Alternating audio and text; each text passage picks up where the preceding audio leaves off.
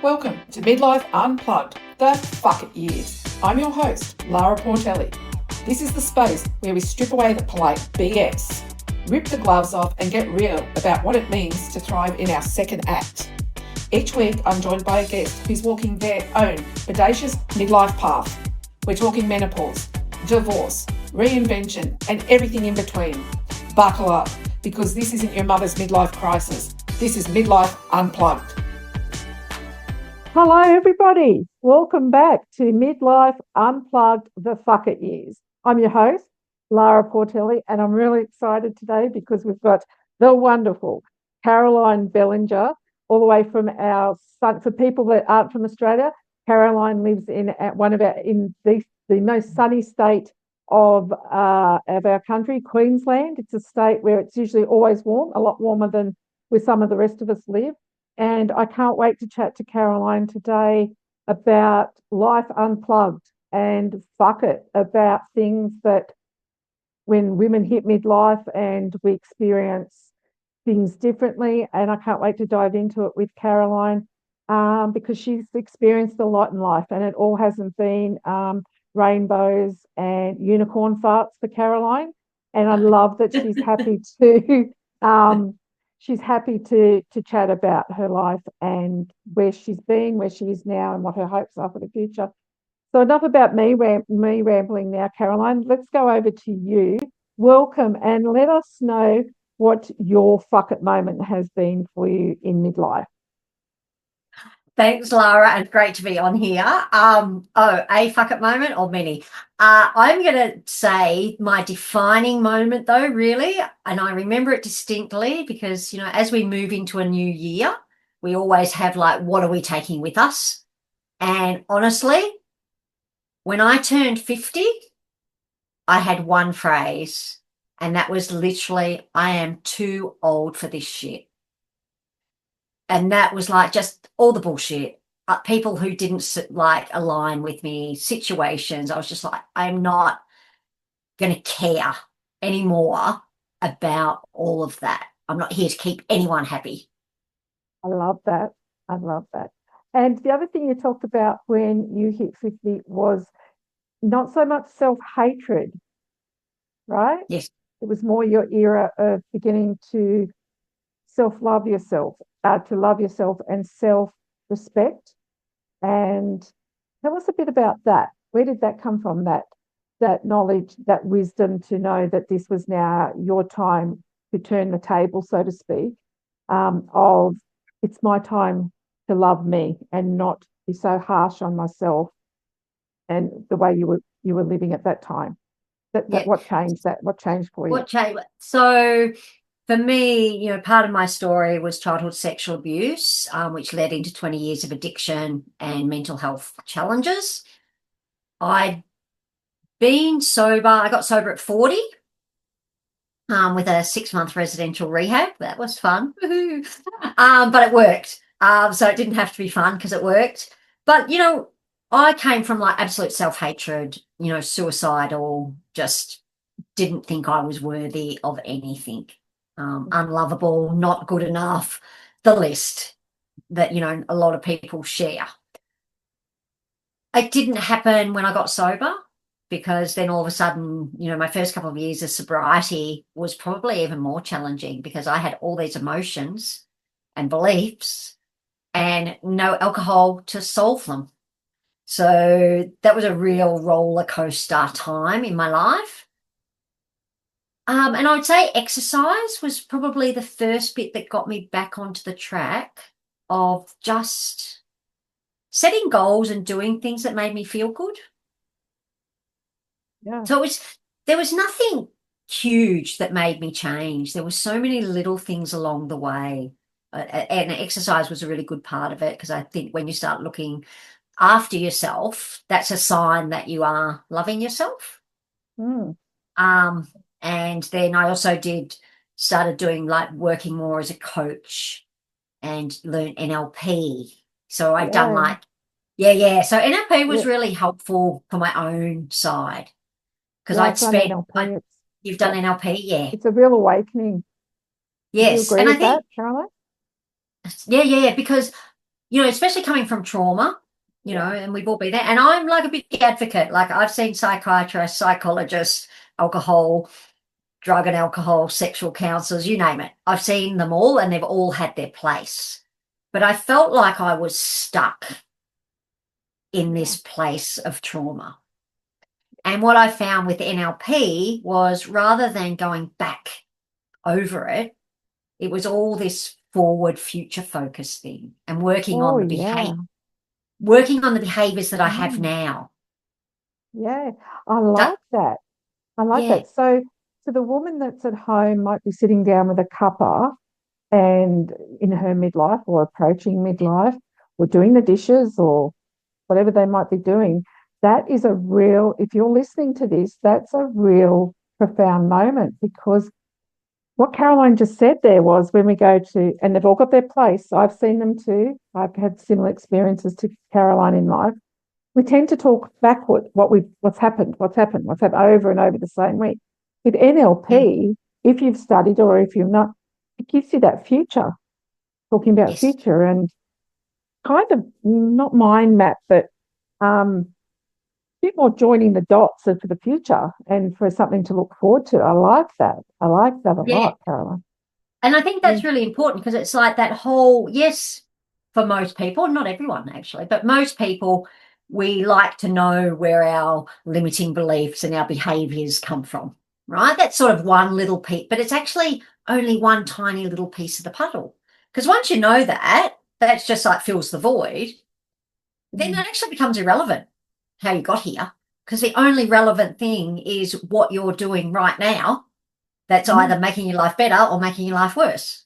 And you get to choose that. Yeah. And I'd like you touched on, Caroline, about you got to experience your emotions for the first time, because in addiction, whether that be alcohol, drugs, work, any kind of addiction, we're tending to try to numb out the feeling, and then we're not dealing with it. And then when you were faced with, after your 6 months of rehab, it was a whole new challenge. Yes, alcoholism might have been a challenge for you, but sobriety was also somewhat a bigger challenge, because you then needed to deal with the emotions that you've been with, not just you, everyone pushes down. And to feel it's raw, I would assume. Is that correct? Yeah, totally raw. And yes, and I would say, like most people, and that is now the new addiction. Whenever we're not feeling good, and even if it's this that's causing us to not feel good, we tend to go back to it and doom scroll. When we're overwhelmed, and I do it. But because I've got an addictive nature, I'm more than well aware of the fact that sometimes my doom scrolling is an avoidance of what I really need to deal with. Procrastination. Yeah, procrastination. And it's easier when you've got a phone. Yeah. Because you can, there's cat videos, raccoons, all sorts of things that you can just like get your dopamine hit from. I might just go and do a puzzle for a moment instead of prepping for a call, or I just need to do something else because I don't want to do that. Yeah. I don't do that right now. It's that same dopamine hit. We're seeking feel goods all the time, and the phone actually makes it easy, because most people, it's there all the time as well. But I'm still a very emotional person.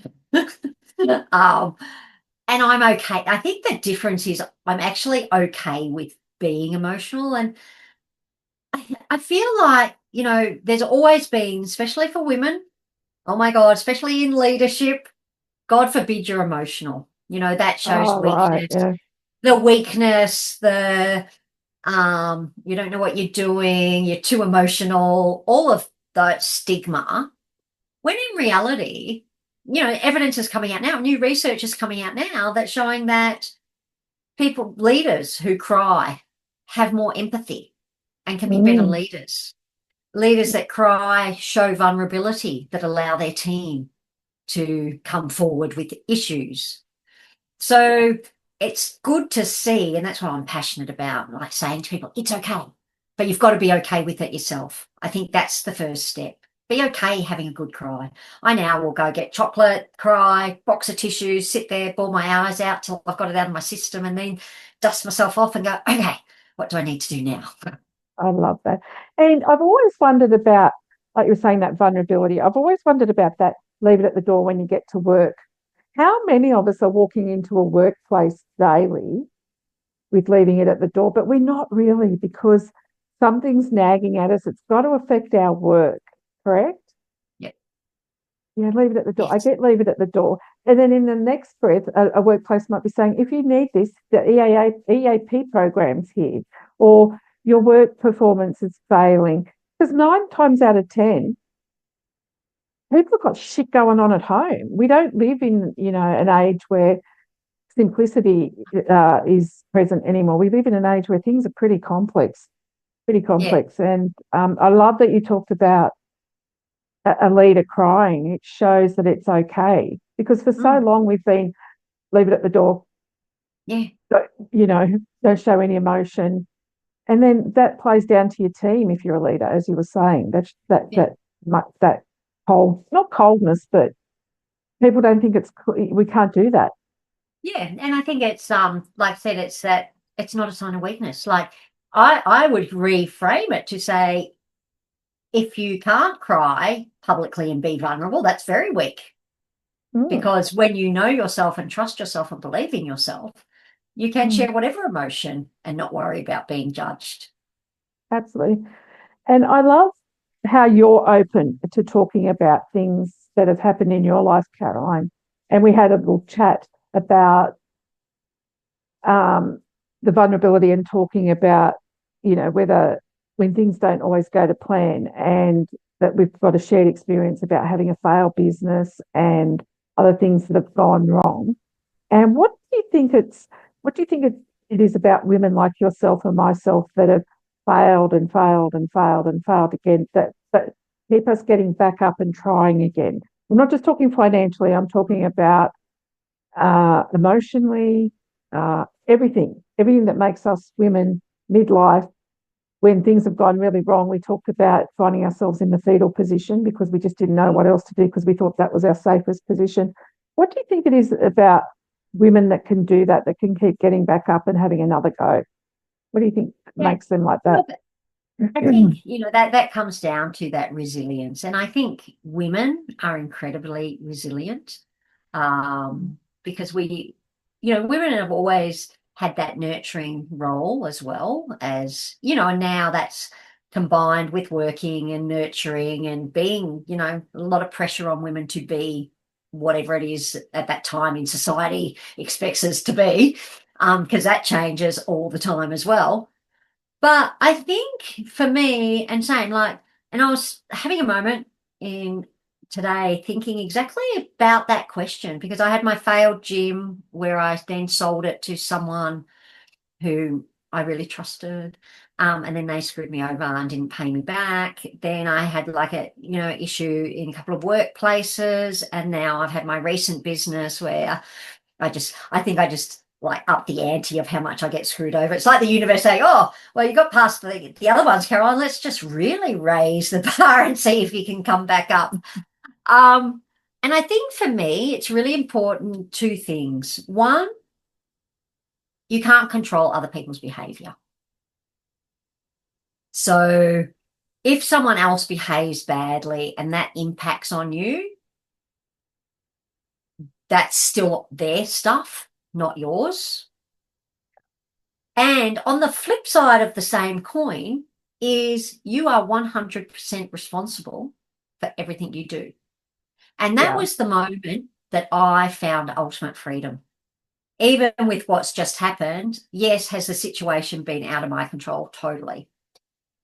Were there things that I honestly could look and go, yeah, I could have done that better, and I should have trusted my gut a bit more on those red flags? And being caring people and generous and see the good in everyone, we're probably going to get targeted even more. That's just the reality of that. We give off that Yeah. beacon, don't we? Empathy. And we're going to give people chances. Go, Yeah. I want to trust you. And I think the secret is to not lose that. in all these situations. And I think the reason I'm able to get back up is because I believe enough in myself to go, do you know what? I'm a good person. I did the right things. This happened. I'll take ownership of the bits that I could have done better. But, no one's perfect. So that's just by and by. And I'll just get up and not lose that part of me and try something new. Yeah, I like that. That willing to take responsibility. I also like what you've touched on, because I think some of us were born more empathetic than others, and we do give off that, and if we get screwed over, so to speak, well, we were able to get back up. I think yourself included, Caroline. I can't tell you the amount of times I've been knocked to the floor physically, mentally, emotionally, and you just keep getting up. And I think once that's innate in you, you just keep going.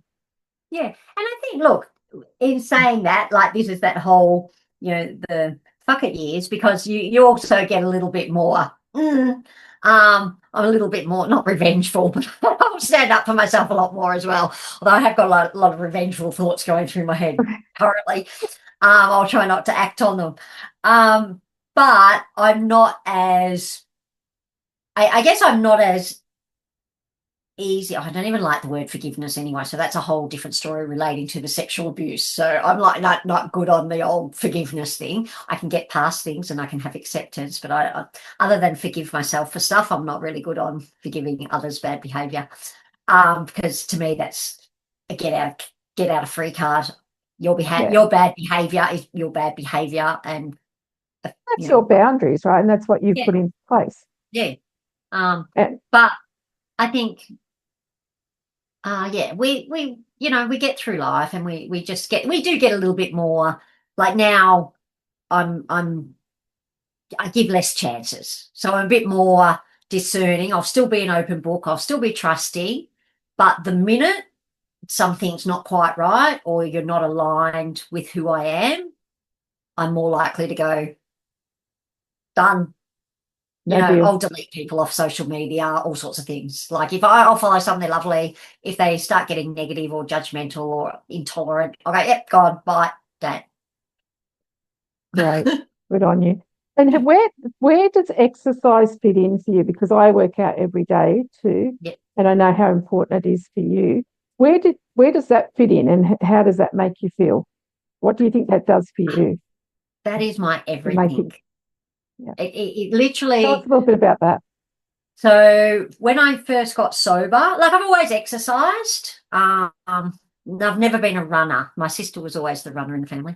I've never been a runner, but I've always sort of exercised basketball, hockey, and netball and stuff. When I got sober, after the first 2 years, I ended up started running. I was so bad at the start because I just yelled at myself at how bad I was. But I ended up trading my AA meetings for running, because I go, AA meetings don't necessarily make me feel great. Running makes me feel great. So I went, go with the thing that makes you feel great then. Just because everyone says to go to AA doesn't necessarily mean you have to go to AA. Like, it worked for the time, got me into running. And then I realised, and my son said to me one day, and I was like stressed, and he looked at me and he goes, "Hey, Mum, why don't you go for a run?" And that was the moment I realised that me before exercise and me after exercise are two different people. Yeah. Yep. And so that's when I opened my gym, got my personal training certificate, PT, became a PT at like 47, opened a gym around that time, and then hated the fitness industry, but that's a whole nother story, because mine's about well-being and feeling good. And, there's a lot of stuff especially on the Gold Coast, that's not necessarily about feeling good.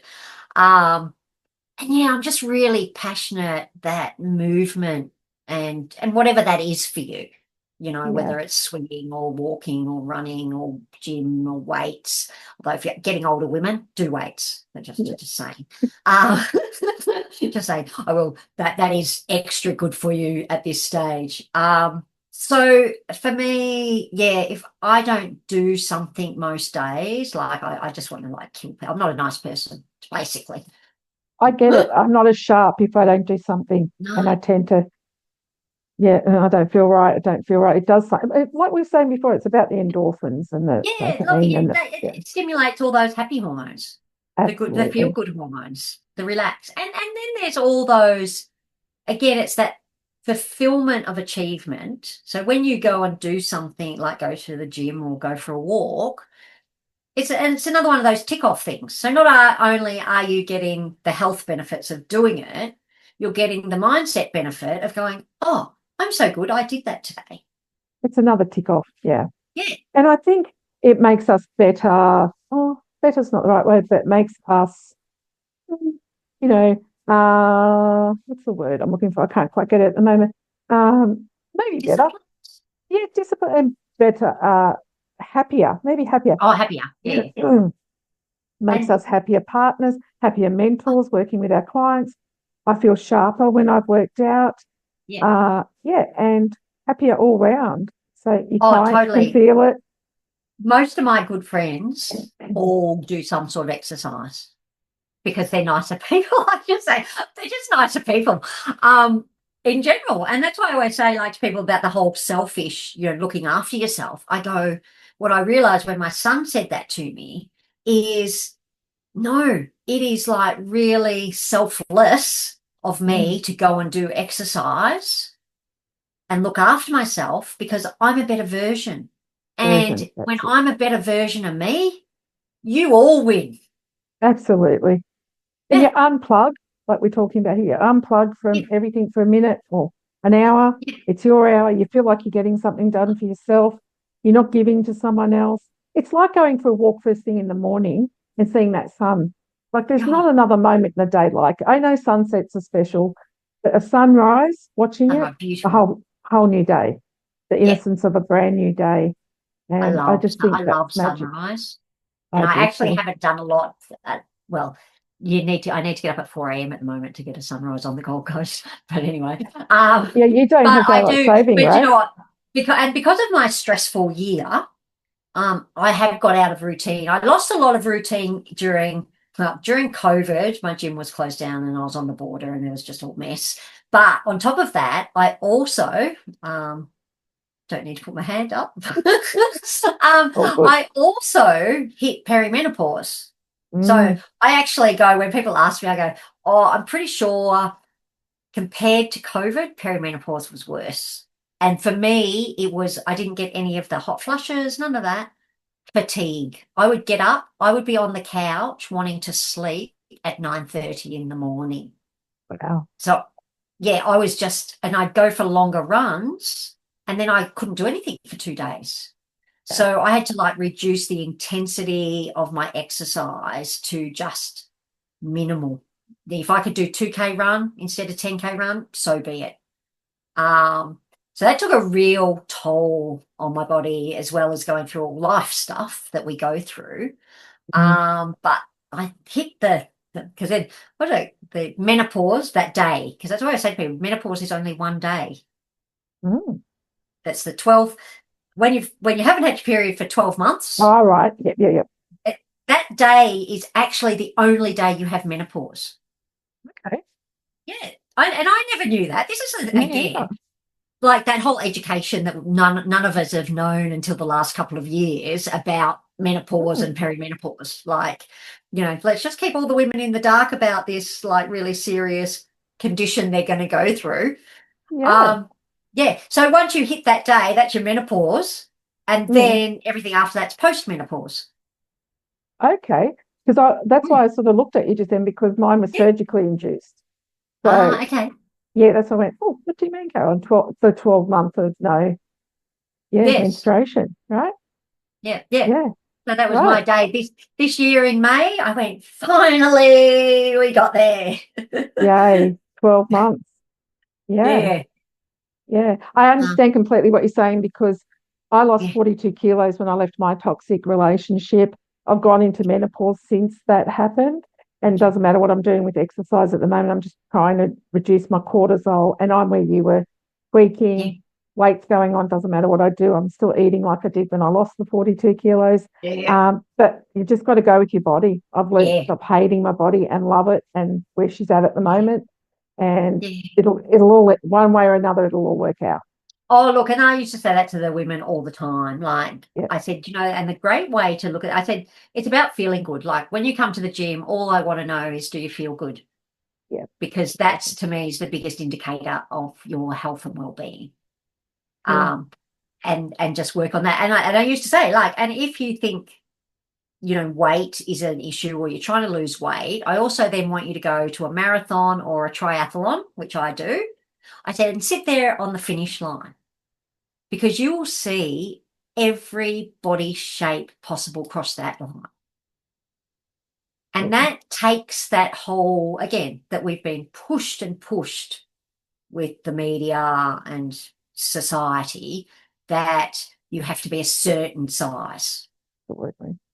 And, everyone's individual. Sure, there are health indications and all that. And I always say, like, that's between you and your doctor. Mm.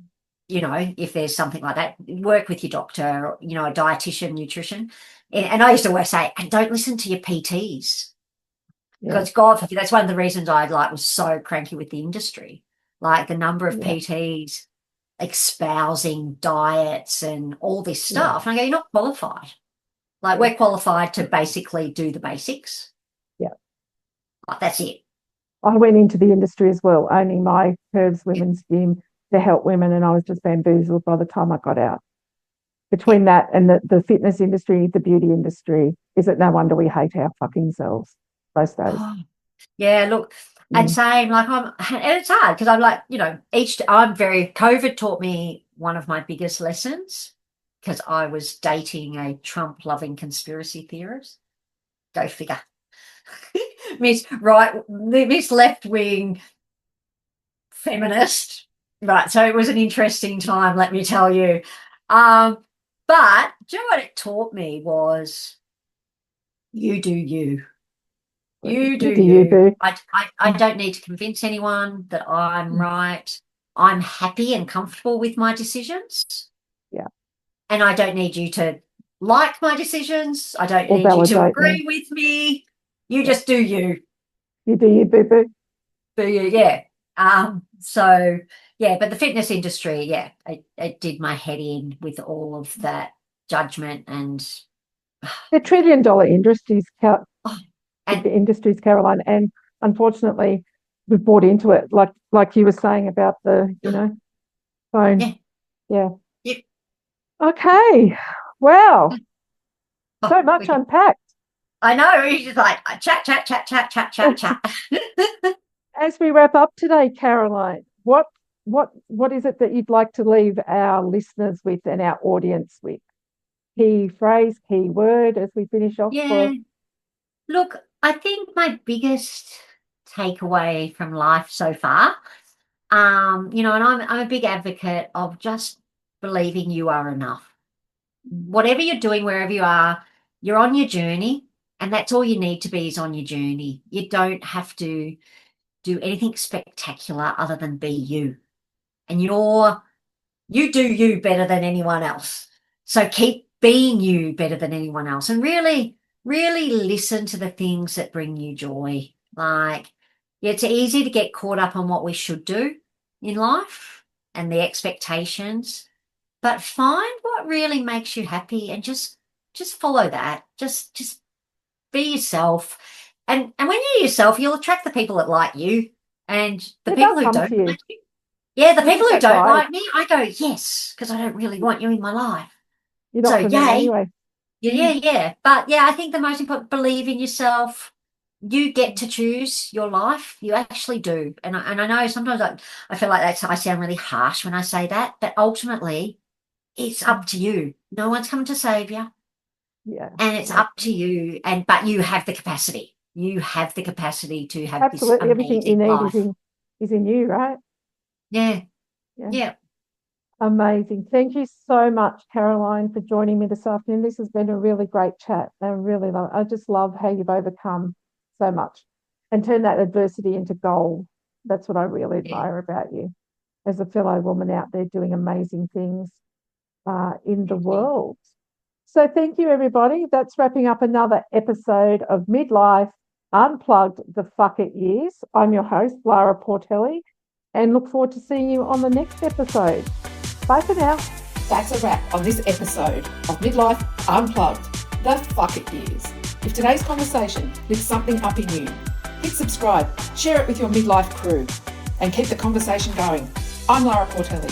See you next week for another raw, real, and unapologetic chat.